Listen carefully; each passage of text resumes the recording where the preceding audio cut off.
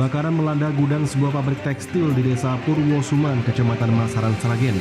Sebanyak 9 mobil pemadam kebakaran dari berbagai wilayah di Ekskasi Dedan Surakarta dikerahkan untuk menjinakkan kobaran api.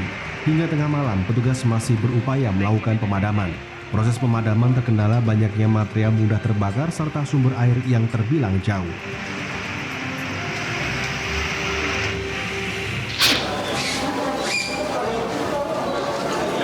Kejaksaan Tinggi Jawa Tengah menahan Direktur PDAM Kudus berinisial HH atas kasus dugaan penyuapan dalam penerimaan pegawai baru di PDAM Kabupaten Kudus. Kejati Jateng juga menyita barang bukti, dokumen, dan uang tunai suap dari tangan tersangka senilai 65 juta rupiah. Selain menahan Direktur PDAM Kudus, Kejaksaan Tinggi Jawa Tengah juga menahan satu tersangka lain berinisial SO yang ikut terlibat dalam kasus tersebut.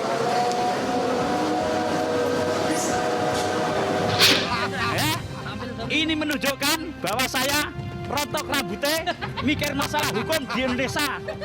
Polda Jawa Tengah akhirnya menghentikan penyelidikan terhadap laporan dugaan kasus pernikahan anak di bawah umur yang dilakukan oleh Pujono Cahyo Widianto alias Chef Puji dengan anak DTA usia 7 tahun. Penghentian kasus didasari alat bukti tidak mencukupi dan hanya ada satu saksi yang mengakui pernikahan terjadi. Pada hari ini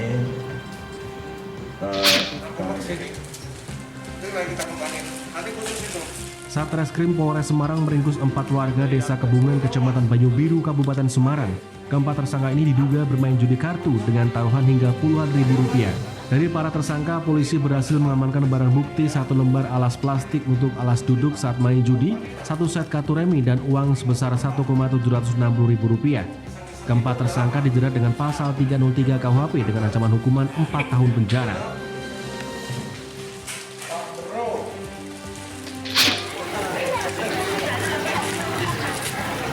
Nasib tragis dialami seorang tenaga kerja wanita asal Karanganyar, Kabupaten Demak. TKW bernama Sulasi dan baru bekerja 8 bulan di Arab Saudi ini diduga menjadi korban penyiksaan majikannya. Dari informasi keluarga, korban mengalami sejumlah luka di tubuhnya. Akibat penganiayaan tersebut, korban saat ini masih kritis dan dirawat di rumah sakit di Jeddah, Arab Saudi. Udah berhenti, Pak. Udah yang makan dulu ngertiin cerita ini. Seorang pasien yang tengah dirawat di rumah sakit di Purworejo nekat terjun dari lantai 3 ruang tempatnya dirawat. Diduga pasien ini mengalami depresi berat setelah 3 hari dirawat dengan keluhan cemas. Agus, salah seorang saksi mata, mengaku dirinya melihat seseorang keluar dari jendela kemudian langsung melompat. Tidak ada yang bisa mencegah tindakan nekat tersebut karena jendela rumah sakit yang jauh dari jangkauan dan tidak terlihat ada tanda-tanda orang akan keluar dari jendela.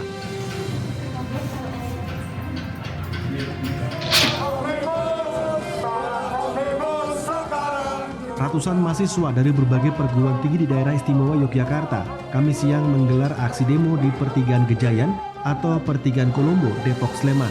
Para mahasiswa ini menuntut pembatalan pembahasan dan menolak pengesahan RUU Omnibus Law menjadi undang-undang.